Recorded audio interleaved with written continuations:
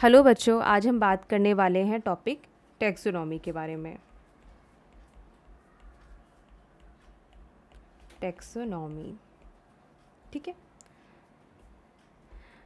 तो टैक्सोनॉमी क्या होता है? तो टैक्सोनॉमी जो है वो दो शब्दों से मिलकर बना है। First taxis and nomos. What is the meaning of taxis? Taxis का क्या मतलब होता है? टेक्सास मतलब होता है अरेंजमेंट्स।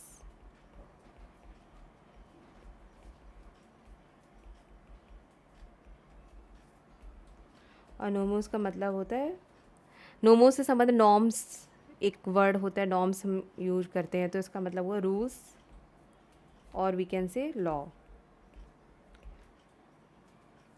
तो क्या डेफिनेशन होगी टैक्सोनॉमी की? सो टैक्सोनॉमी बेसिकली क्या है? It is the arrangement of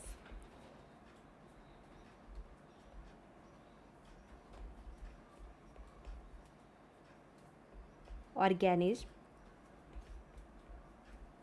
according to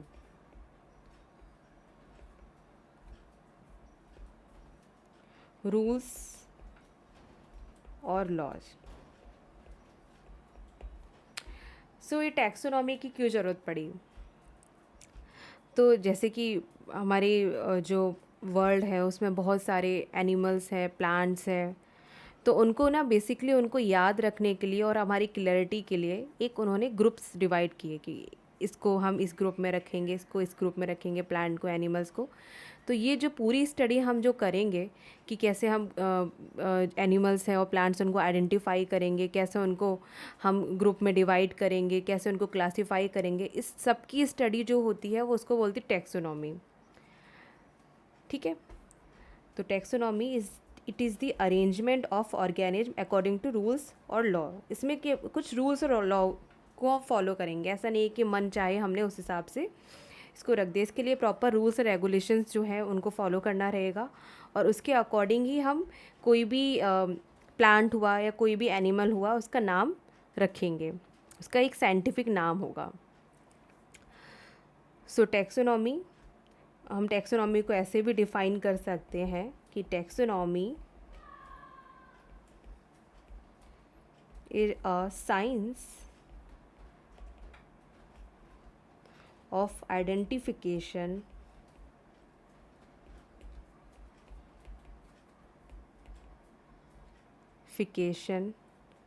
naming and classification, right? Classification of organism.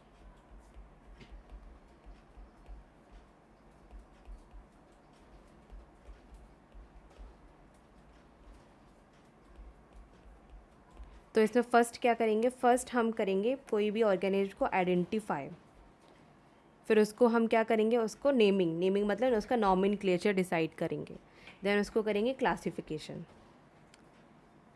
ठीक है। अभी ये तीन चीज़ें जो हमने आइडेंटिफिकेशन, नेमिंग एंड क्लासिफिकेशन, इनके बारे में बात की है। तो फर्स्ट क्या है? Identification, right. First identification.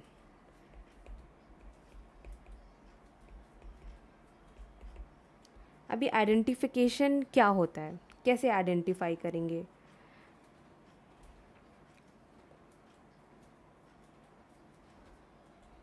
तो आइडेंटिफिकेशन में हम क्या करेंगे? This is a process by which an organism recognize from the other while already known organism called identification. तो बेसिकली क्या है ये कि इट इज़ अ प्रोसेस, ये एक आइडेंटिफिकेशन जो है वो प्रोसेस है बाय विच हम ऑर्गेनिज्म जो होता है उसको हम रिकॉग्नाइज करते हैं। कैसे रिकॉग्नाइज करेंगे? फ्रॉम द अदर,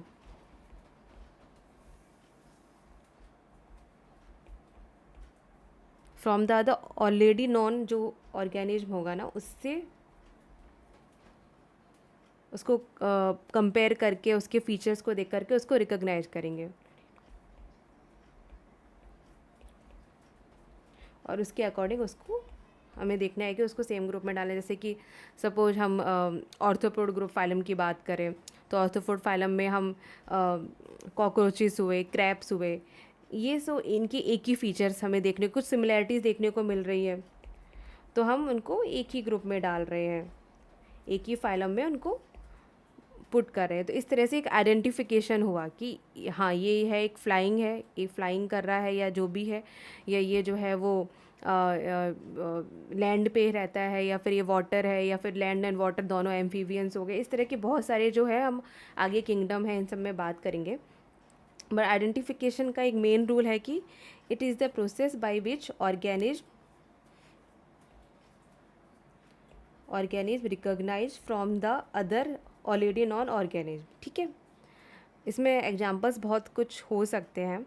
इसको हम बोलते हैं आइडेंटिफिकेशन, और इसके अकॉर्डिंग हम एक ऑर्गेनिज्म को पर्टिकुलर ग्रुप में, और यहाँ से आइडेंटिफाई करके हम देखेंगे कि इसको हमें एक पर्टिकुलर ग्रुप में पुट ऑन करेंगे,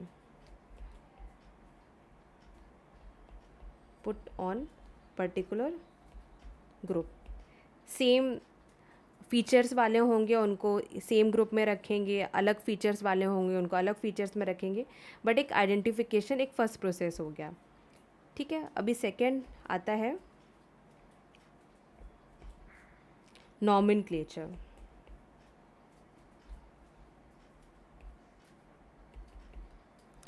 नॉमेनक्लेचर में क्या होगा? Nomenclature it is the process, it is the naming of organism according to the international scientific rules. Nomenclature मतलब बेसिकली इसको हम सिंपल वर्ड में क्या बोल सकते हैं? नेमिंग, किसी का नामकरण करना। अभी नामकरण कैसे करेंगे? उसके लिए कुछ रूल्स बनाए गए हैं, उन रूल्स को फॉलो करेंगे, उसके अकॉर्डिंग हम उसका नाम देंगे उस एनिमल को, उस प्लांट को। सो इसको क्या बोलेंगे? डिफाइन हम कर सकते हैं। It can define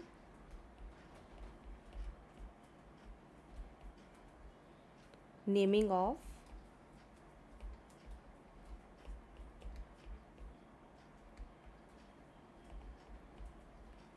according to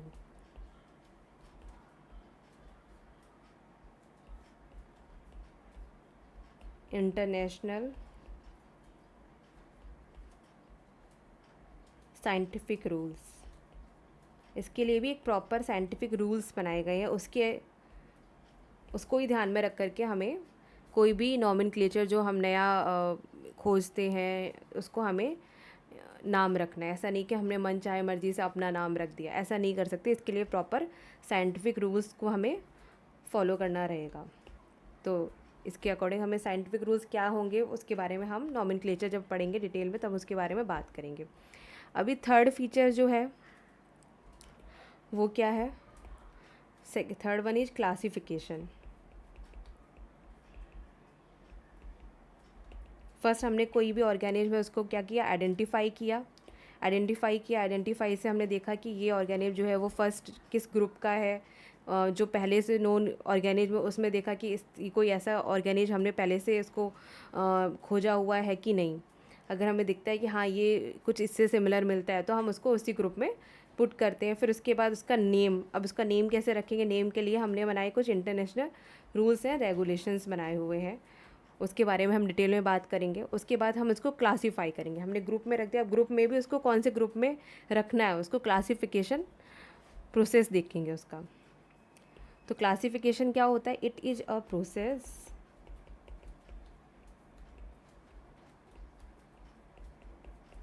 process by which organism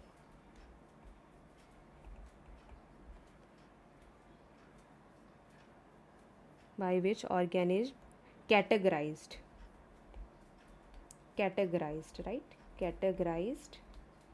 into a particular group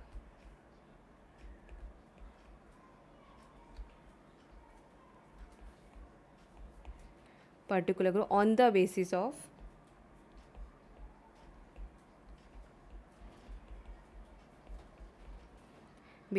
easily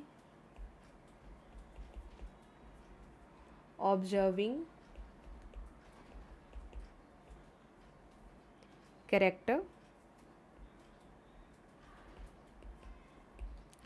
सो इसमें क्या हमने बोला, इसका क्या क्लासिफिकेशन का मतलब हुआ कि एक ये प्रोसेस है by which organism categorize, organism है उसको हमने कैटेगराइज कर लिया, कैसे उसको क्लासीफाई कर लिया हमने, कैसे उसको एक पर्टिकुलर ग्रुप में क्लासीफाई किया, किस बेस पे हमने क्लासीफाई किया, उसके ऑब्जर्विंग कैरेक्टर को देखते हुए।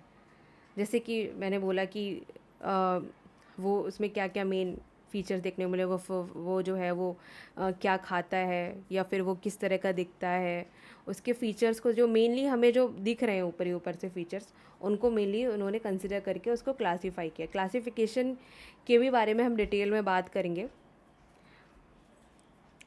सो इसके लिए हमें क्या मेन पॉइंट ध्यान रखना होगा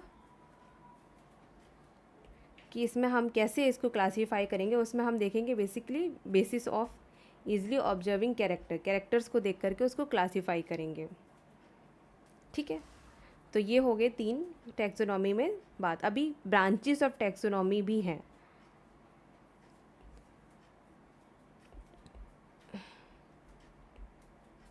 ब्रांचेस ऑफ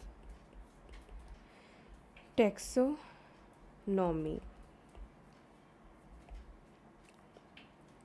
तो ब्रांचेस ऑफ टैक्सोनॉमी जो है वो बेसिकली 2 हैं।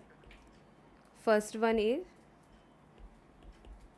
ओल्ड सिस्टमैटिक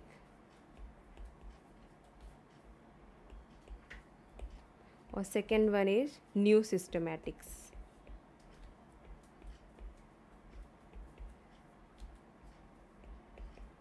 ठीक है, अभी फर्स्ट जो है ओल्ड सिस्टमैटिक,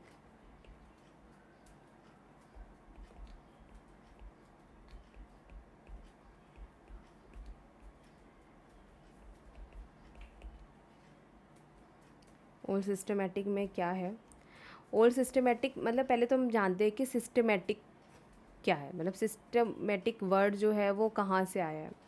तो systematic comes from the Latin word. Systematic जो है वो एक लैटिन वर्ड है, सिस्टमा। सिस्टमा मतलब कोई सिस्टम। सिस्टमा मीन्स क्या है, इसका मीनिंग है the systematic arrangement of living organism. The systematic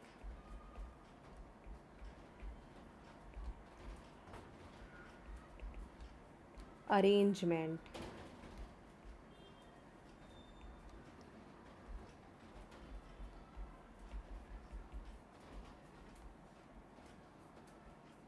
of living organism. तो इसमें हम क्या देखेंगे, it is a branch we study about the diversity of living organism and their comparative and evolutionary relationships. तो इस ब्रांच में हम बेसिकली क्या देखते हैं, it is a branch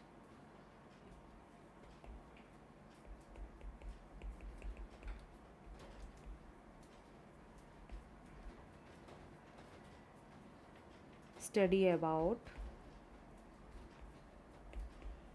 the diversity. Diversity मतलब ऑर्गेनिज्म में क्या क्या डिफरेंस दिखने को मिले, diversity of living organism. Diversity मतलब कि कोई जो है पानी में रहता है, कोई जो है वो ज़मीन पे रहता है, कोई दोनों जगह पे रहता है। तो डाइवर्सिटी क्या क्या है, और एंड देयर कंपैरेटिव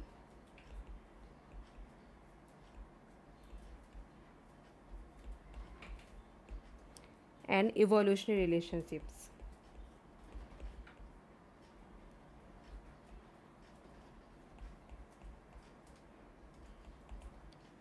तो ओल्ड सिस्टमैटिक्स में बेसिकली देखा कि इसमें हम स्टडी करेंगे, it is the branch study about the diversity of living organism. Diversity को देखेंगे और डाइवर्सिटी में ये देखेंगे कि कंपैरिजन करेंगे कि अभी से और उनमें क्या क्या इवोल्यूशंस देखने को मिल रहा है।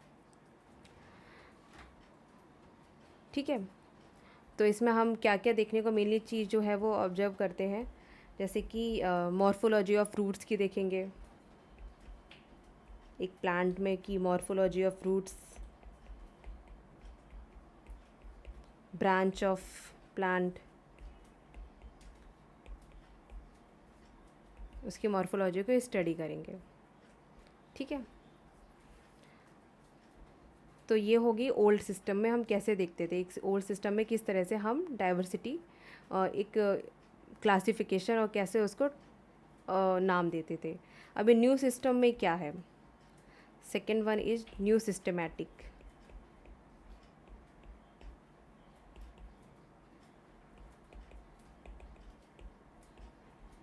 न्यू सिस्टमैटिक क्या है, न्यू सिस्टमैटिक जो है वो नेम किसने दिया, name given by Julian Huxley. Julian Huxley ने उनको ये न्यू सिस्टमैटिक के बारे में बताया उसको। इसमें क्या स्टडी करते हैं, इसमें हम एक्सटर्नल और इंटरनल कैरेक्टर ऑफ ऑर्गेनिज्म के बारे में स्टडी करते हैं, इसमें दोनों के बारे में स्टडी करते हैं।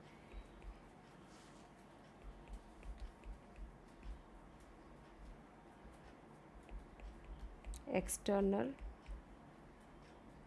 Plus internal character.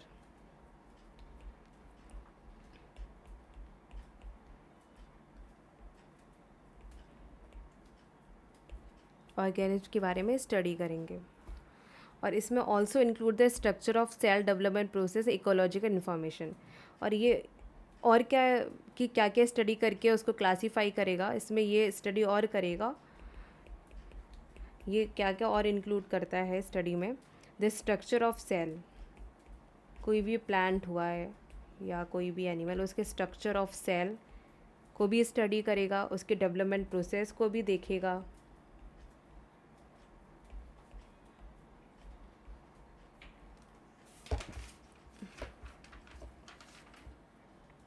And ecological information जो है उसको भी स्टडी करेगा। तो न्यू सिस्टमैटिक में क्या था, न्यू सिस्टमैटिक में हम लिविंग ऑर्गेनिम्स थे उसके कंपैरेटिव इवोल्यूशन रिलेशनशिप जो थे उसको ही स्टडी कर रहे थे, और मॉर्फोलॉजिकल कैरेक्टर जो है उसको ही केवल ध्यान में रख करके उसको क्लासीफाई कर रहे थे। पर न्यू सिस्टम में क्या हुआ, न्यू सिस्टम है तो इसमें कुछ इवोल्यूशन हुआ होगा, तो इसमें जो साइंटिस्ट है वो एक्सटर्नल और इंटरनल कैरेक्टर ऑफ ऑर्गेनिज्म दोनों को देख रहे हैं, उनका मॉर्फोलॉजिकल कैरेक्टर भी देख रहे हैं, इसके अलावा इंटरनली उनके स्ट्रक्चर ऑफ सेल्स, उनका डेवलपमेंट कैसे हो रहा है, उनकी इकोलॉजिकल इन्फॉर्मेशन क्या है, उसके बारे में भी स्टडी करके उसको क्लासीफाई करते हैं। तो एक इम्पॉर्टेंट क्वेश्चन है और ये ज़्यादातर पूछ लेते हैं, it is a important thing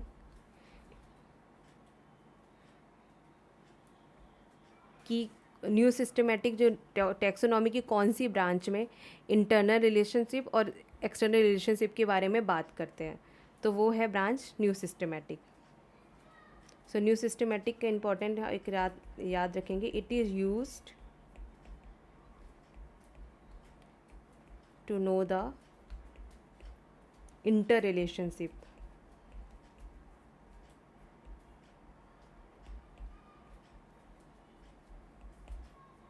among the living organism।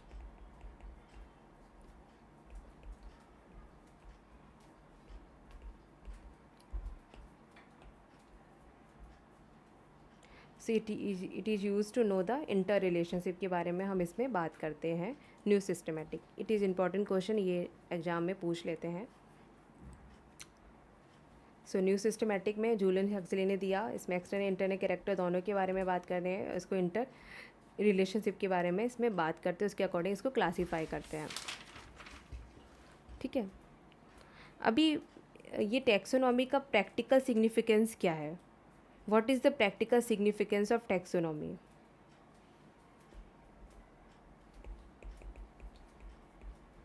क्यों टैक्सोनॉमी की हमें ज़रूरत पड़ी।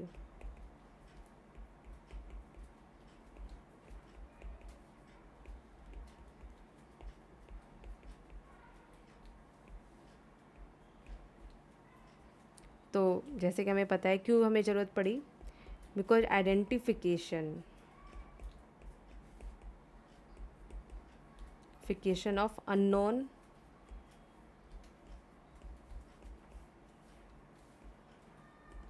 ऑर्गेनिज्म सो इसमें क्या, आइडेंटिफिकेशन ऑफ अननोन ऑर्गेनिज्म को पता करने के लिए हमें टैक्सोनॉमी की ज़रूरत पड़ी।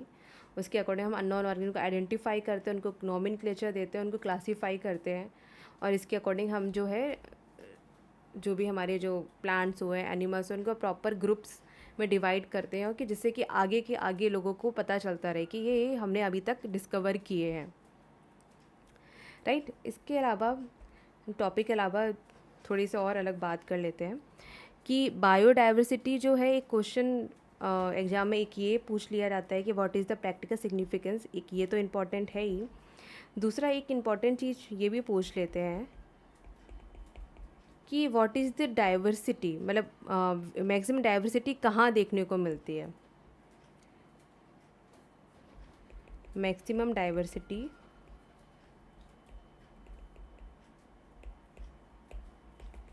के बारे में बात करते हैं। मैक्सिमम डाइवर्सिटी जो है वो किस एरिया में देखने को मिलती है। तो ये क्वेश्चन जो है वो लास्ट ईयर्स के पेपर में पूछा गया था।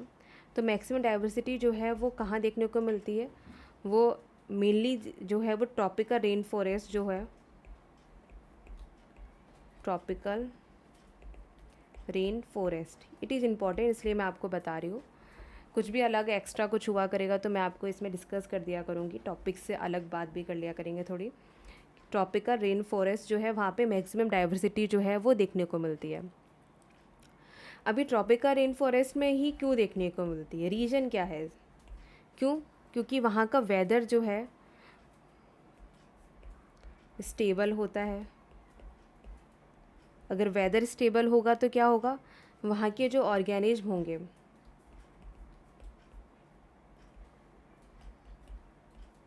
उनको क्या होगा, उनको एडेप्टेशन हो पाएगा उनका उस इन्वायरमेंट में एडेप्टेशन हो पाएगा, तो वो क्या कर पाएंगे, सरवाइव कर पाएंगे। तो ट्रॉपिकल रेन फॉरेस्ट है, वहाँ पे वेदर स्टेबल होता है, तो ऑर्गेनिज्म जो है वो एडेप्ट कर लेते हैं और वो सरवाइव कर पाते हैं, इसलिए वहाँ पे सबसे ज़्यादा डाइवर्सिटी, बायोडाइवर्सिटी देखने को मिलती है। फर्स्ट यहाँ पे देखने को मिलती है, और सेकेंड जो है बायोडाइवर्सिटी देखने को मिलती है हमें कोरल रीफ, ठीक है। अभी एक और क्वेश्चन आ जाता है कि अभी तक कितने माइक्रो ऑर्गेनिज्म जो है वो हमने अभी तक आइडेंटिफाई किए हैं। तो आज तक की डेट में 1.7 to 1.8 मिलियन माइक्रो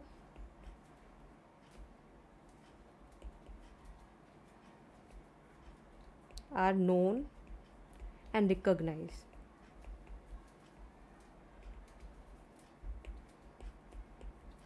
अब इसमें से भी 1.2 मिलियन जो हैं, दीज आर प्लांट्स, और 0.5 to 0.7 मिलियन जो है वो क्या है, एनिमल, ठीक है। तो ये हो गई हमारी इंट्रो ऑफ टैक्सोनॉमी, ठीक है बच्चों, बाय।